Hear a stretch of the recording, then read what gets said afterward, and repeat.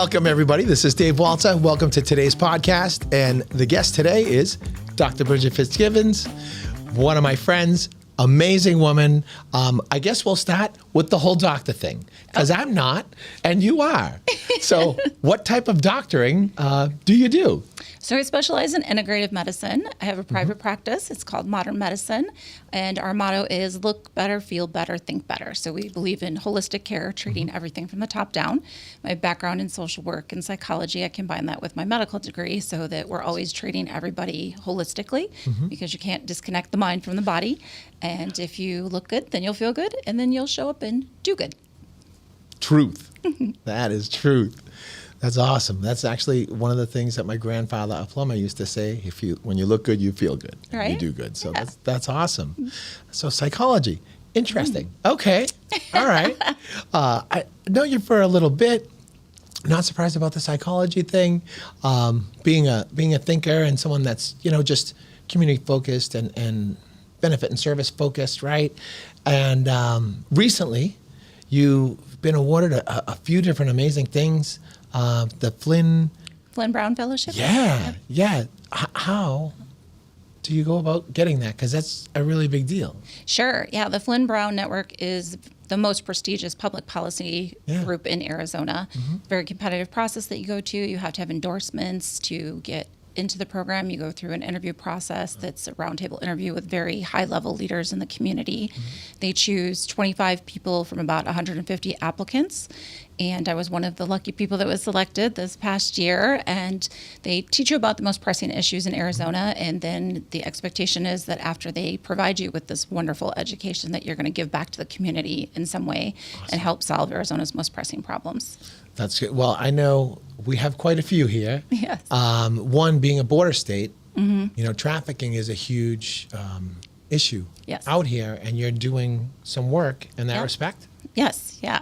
So a couple different things. I was actually very humbled recently. I was appointed to Senate President Peterson's anti-trafficking task force. Awesome. So we just started that up. It's a bipartisan task force. I commend him for the work that he's doing there, and I get to contribute in the policy way, but I also think education is a huge part. So I lecture and provide different healthcare providers the opportunity to get empowered to be part of the solution. So every healthcare provider should know the red flags for identifying victims of trafficking, and they don't. So I saw that gap and started providing educational platforms and lecturing at different events and within hospital communities and clinic communities. That's awesome. Thanks. There's a huge need, and thank you for being one of the people kind of stepping into the gap with that, and really making a positive impact to get rid of, eliminate all that kind of stuff.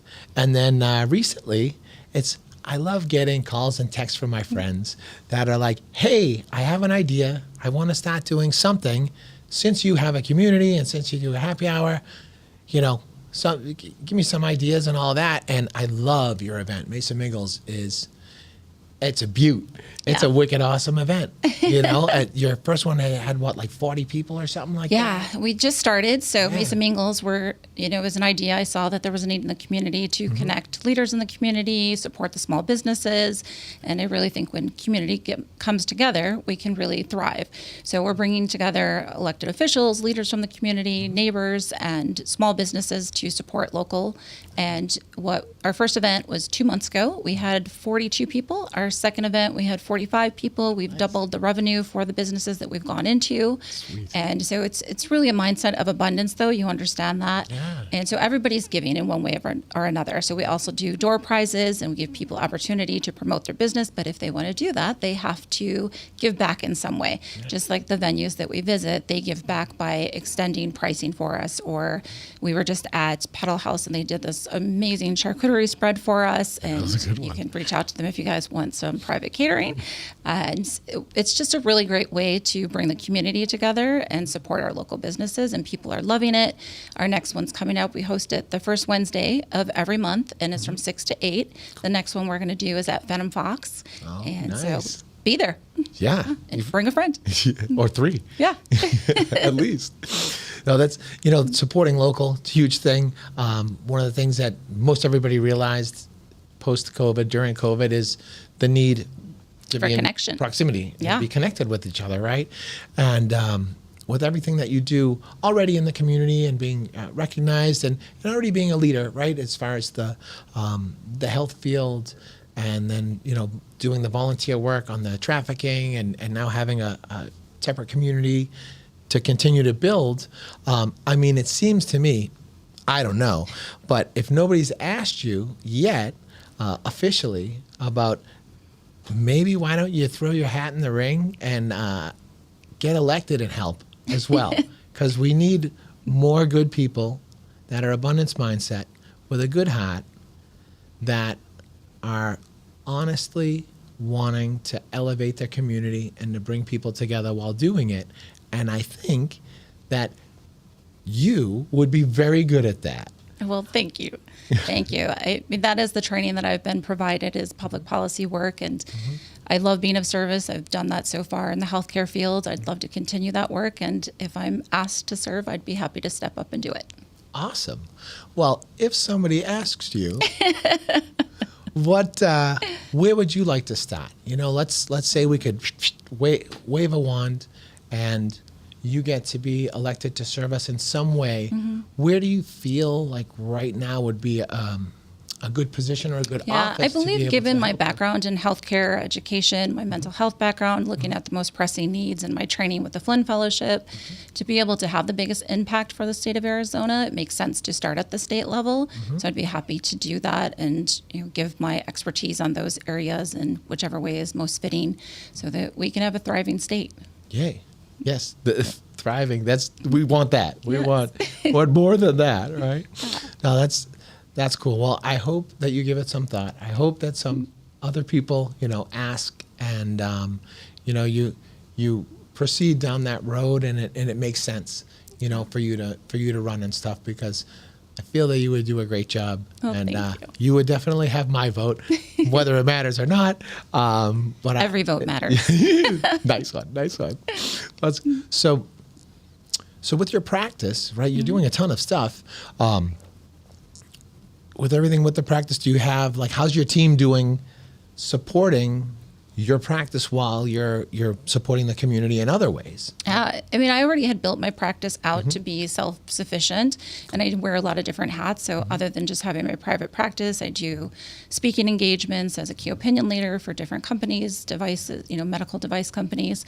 So it was already set up where I have a very well-oiled staff that can, Awesome. take the hits when I have to be other places. So that works out really well for me.